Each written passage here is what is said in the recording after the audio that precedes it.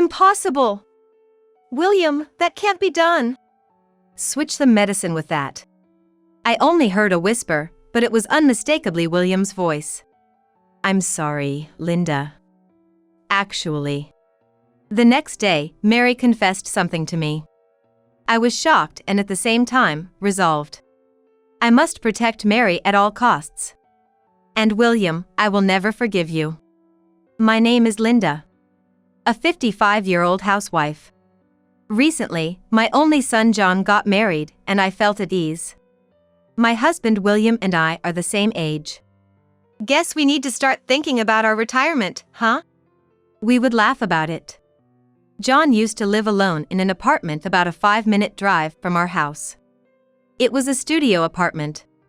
So, after getting married, the newlyweds moved to a bigger apartment. Their new place was even closer to us, just a 10-minute walk away. William and I thought, it's comforting to have John so close. But I felt a bit uneasy. Being so close to the house means we need to be careful not to overstep boundaries. I was warned by a friend before. At this age, most of my friends have become mother-in-laws just like me. And from them, I got various pieces of advice. The most shocking was about sons' wives. People have two sides. Just because she smiles in front of you doesn't mean she's happy. My friend said in a serious voice.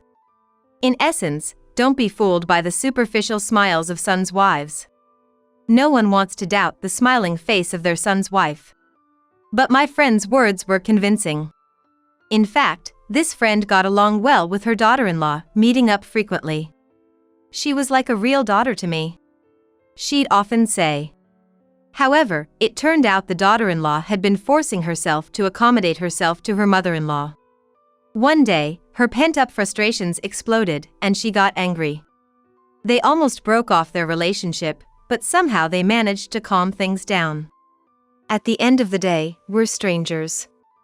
A proper distance is crucial. I remember the tired sigh and the lonely look on my friend's face. Mary, who married John, is a really nice girl. Always smiling and great at listening to others. Truly adorable. I wondered how such a nice girl ended up marrying John. When I visited the apartment, Mary greeted me with a smile. Furthermore, feel free to visit anytime, she said. I want to believe there's no lie in her words or smile. But taking everything she says at face value and imposing could be dangerous. To get along with a son's wife, such caution is necessary. By being cautious, we maintained a good relationship. We meet only when invited by the couple. We also refrain from contacting them unless necessary. It feels a bit lonely, but thanks to this, we've been able to get along without any issues. However, one day, when my son and his wife came to visit, they made a surprising request. Excuse me? What did you say? I asked again, and John repeated the same words. That's right, I've been assigned to work overseas, so we want Mary to stay here with you. John had been on business trips abroad before. But this was his first long-term assignment. Upon asking, it turns out the duration is at least 2 years. And it might extend beyond that. 2 years? Is it okay for a couple to be apart for so long? Wouldn't it be better for Mary to go with you? Mary has her job, and I'll be busy abroad. It's safer for her to live with you guys than alone in a foreign country. John looked to Mary for consent, and Mary nodded with a smile. Really? We don't mind, but if we can support our son and his wife, that would be wonderful. But, is this really what Mary wants? Living with us, the in-laws, might be less comfortable for her than following John abroad. If Mary's parents were around, maybe she could have relied on them, but both of Mary's parents have passed away. But why can't she just live on her own? The apartment is close, and of course, we'd be happy to help if anything happens. There's no need to live together unnecessarily. Thinking it would be better for Mary, I suggested this to the couple. But, for some reason, that won't work. Mary immediately said. Mary has some bad memories from the past, and she can't live alone. Mary nodded. Is that so? I'm sorry for not knowing. No, it's fine. Then, living together might be the only option. At that moment, William, who had been silently observing, said, "If that's the case, she should stay with us. There's no need to hesitate. Mary is our daughter now." William smiled at the couple. "Besides," he added, "I often come home late from work. It'd be better for Linda to have Mary around than to be alone." True, William doesn't start work early, but he often comes home late. It's reassuring not to be alone at such times. Yes, if Mary is okay with it, let's live together happily. Indeed, there are benefits to living together. Not only drawbacks. And unlike me, a housewife, Mary has a job. We won't always be together. Maybe we could make it work. Thank you. I'm looking forward to it. Us too. And so, Mary began living with us. I was nervous about living together, but Mary was indeed a good person. "Linda, good morning. Would you like to join me for breakfast?" When I woke up, there were delicious-looking scrambled eggs, sausages, and soup on the table. "Oh, thank you. I'm so happy to have someone cook for me, it's never happened before. But, it must have been a lot of work." "No, I was making some for myself anyway. I hope it's good." "Let's eat." "Yes, it's delicious." "I'm glad." Mary has a job, so I did most of the housework. But Mary never dumped everything on me. Instead, she actively helped with the chores. John really has an eye for people. Marrying someone as wonderful as Mary, he's a lucky guy. I looked to William for confirmation. Indeed. And he smiled. Living together seemed problem-free. However, about a month into our living together, I noticed a change in Mary. She still did housework between her job duties but started to stay in her room unusually often. After meals, she'd head straight to her room and not come out until morning. Even in the morning, she used to have breakfast with us, but now she'd leave for work before we even woke up. Did I do something to make her dislike me? It's lonely. I told this to William, who returned home late. Are you thinking too much? Mary might just want some alone time. That may be true, but I feel like she's avoiding us. Living together with us. Mary has to be considerate of us every day. Maybe she's tired of it. As I pondered, William patted my shoulder. Don't be too anxious. It's bad for your health. Don't fall sick again. I had previously been hospitalized for a stroke. Remembering that, William looked worried and stroked my back. I'm fine. I'm taking my medication properly. But maybe I am overthinking it. After that, Mary avoided me even more, but I tried not to mind it. Weekdays were okay, but weekends were hard. On weekends, William would go out alone. So, I often went out with Mary. Even if we didn't go out, we chatted at home while eating snacks and spending time together. But recently, Mary would refuse even if I invited her. Moreover, she started going out every weekend. Are you going out now? I casually asked Mary as she was heading to the entrance. Mary looked puzzled and said, This has nothing to do with you. Please leave me alone. Then Mary hurried out of the house.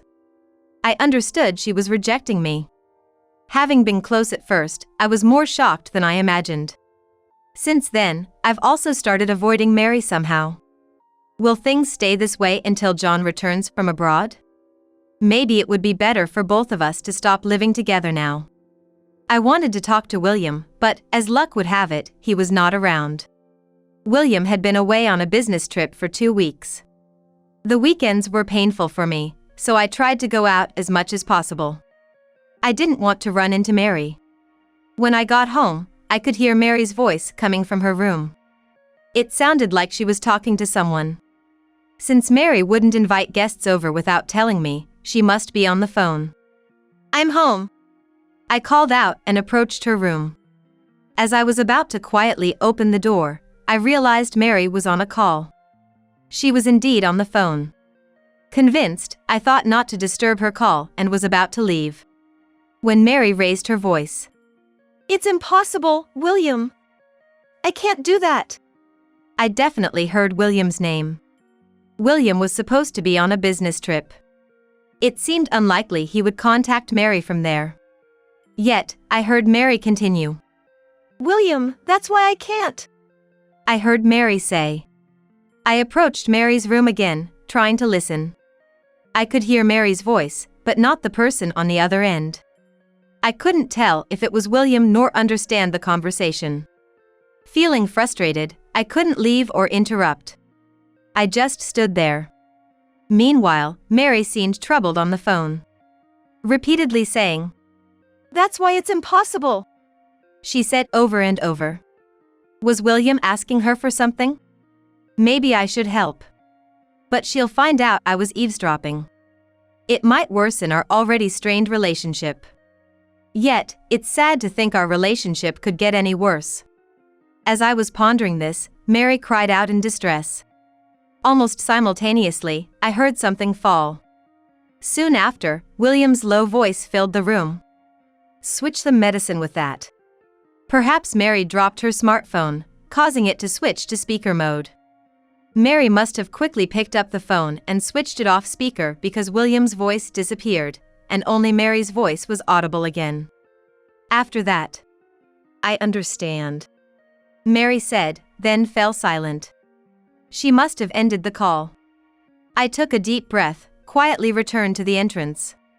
And after composing myself, I'm home, I called out to Mary again. Welcome back. Mary came out of her room, her face tense. There was no way I could question her about the phone call. Mary went back to her room with a troubled look. Who was William talking about? Most of all, the words about switching the medication with that stayed in my mind. I thought about asking Mary several times but didn't have the courage to do so. Had William and Mary been in contact without my knowledge all this time? William's tone during that moment was far from his usual demeanor. Such a commanding tone, not just towards Mary, but he wouldn't even use it with me. What if Mary was betraying me? Or, what if William was threatening Mary? I couldn't sleep that night. The next day, rubbing my sleepy eyes, I was drinking water in the kitchen when Mary woke up. Good morning, Mary. My voice was hoarse from lack of sleep. But Mary's voice sounded even less energetic. Good morning, she said, looking down, in a barely audible voice. Mary, you seem down. What's wrong? Could it be related to yesterday's phone call? Concerned, I looked at Mary and was shocked. Mary's eyes were swollen. Her cheeks were wet with tears, and tears were still overflowing from her eyes. Mary, what's wrong? Are you okay? Instinctively grabbing her hand, Mary grasped mine back. I'm sorry, Linda. Actually. Mary then explained something to me while crying. It was unbelievably shocking. I didn't know how to react after hearing everything. Stunned by Mary's sudden confession, my mind went blank. Mary cried in front of me again. I'm sorry. Linda, I'm sorry. Mary kept apologizing. I hugged Mary. What are you talking about? It's all William's fault, not yours. I tried to soothe her, but Mary's tears wouldn't stop. Hoping to calm her down, I gently stroked her back. I'm sorry, it's my fault for keeping silent. It's not your fault. Everyone has things they can't share. Besides, if John is okay with it, then neither William nor I should interfere in a couple's matters. Saying this out loud helped her cool down gradually. And then, anger towards William started to rise. How many years has it been since William and I got married? We've had our fights and even discussed separation. But, I had always intended to spend the rest of my life with William. Never did I imagine he would be plotting such things behind my back. After a while, when Mary seemed to have calmed down, we decided to discuss what to do next. First, we should contact John before William returns from his business trip. For Mary, she thought, I don't want to interfere with his work. But that's not right. He would consider you more important than his job. How would John feel if he found out you've been struggling like this? After hearing this, Mary silently agreed. We tried contacting John, but couldn't reach him. Maybe he was busy with work or asleep. We decided to leave a message summarizing the situation and asking him to call us when he has time. 2 days later, William returned from his business trip. I'm exhausted," he repeated, handing me his bag and jacket. I took them, saying, "Welcome back," without really meaning it. Entering the living room, William looked around. "What's wrong?" I asked, and William replied, "Just wondering where Mary is." Scanning the room again. "Oh, I sent her out for some shopping." "Did you need her for something?" I said with a forced smile, and William replied, "No, not really," averting his gaze. While William showered, I prepared the documents on the table. The thought of showing them to William filled me with mixed emotions. After decades of marriage, I never wanted to use such papers. But knowing the truth, I could no longer envision a future with him. William came out of the shower, looking satisfied, and sat down with a towel around his neck. Normally, he would finish off a beer already set out for him. But noticing the absence of beer, he squinted at me questioningly. "Hey, where's the beer?" "There's no beer today. Look at this instead," I urged, and William, looking at the papers on the table, was shocked. "What's this?" he said angrily, staring at the table. I clenched my fist and said, "These are divorce papers. Please, let's get divorced." "Huh?" William shifted his gaze from the divorce papers to me. "Divorce? Why?" I sensed more anger than confusion in William's voice and expression. "Why does someone like me have to be told by you to divorce?" I can almost hear him saying that. "It seems like you wanted a divorce, right?" William looked surprised. "No, I never, that." I couldn't help but laugh. "What's so funny?" "Because you're so flustered." "Oh right, you didn't want a divorce, you wanted to remarry." William remained silent, looking troubled.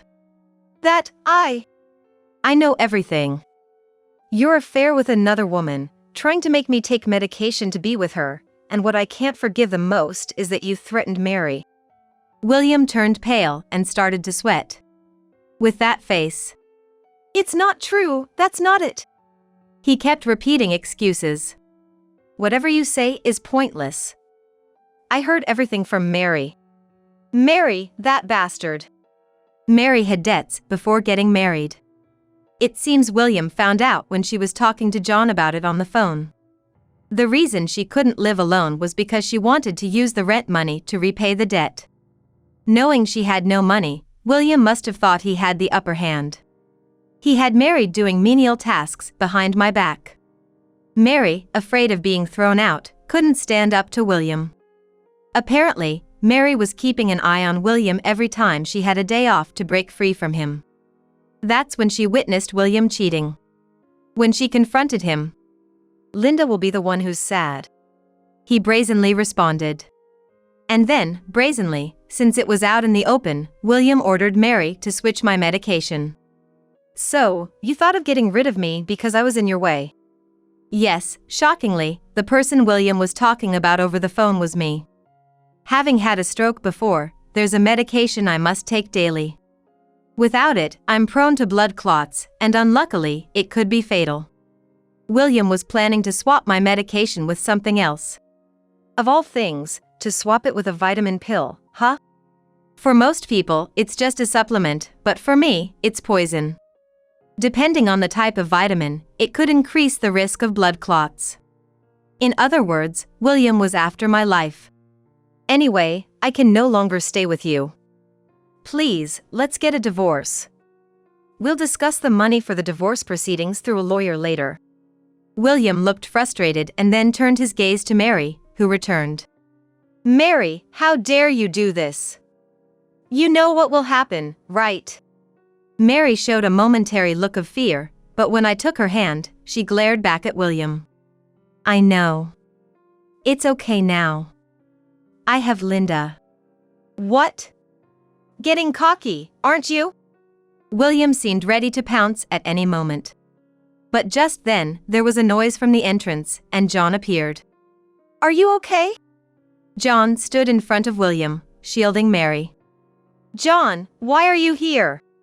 I got a call from Mom and rushed back from overseas. Dad, I'm disappointed. What have you done? At first, I just wanted to exploit a weakness and leave. But then, I needed money. Either way, it's despicable. I don't want to see your face anymore. Just leave. Wait. Are you okay with this, Linda? Saying such things.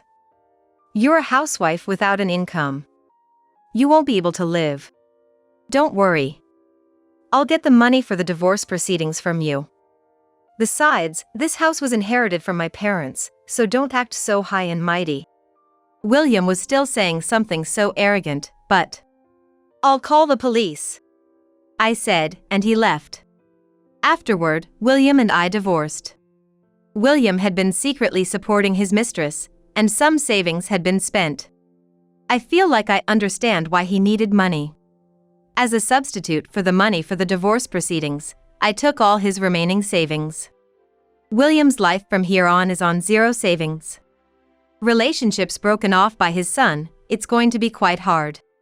Whether his mistress will stick with him through this kind of life is questionable, but I couldn't care less. John went back to work the day after everything was settled. Mary and I are still living together. I repaid Mary's debts with the money I got from William. My son and his wife wanted to repay it themselves, but considering the interest rate, it seemed wasteful. Since it was William's money anyway, I wanted to use it up quickly. The regular meals between my son's wife and I are now my greatest joy. We want to keep getting along well until John returns home.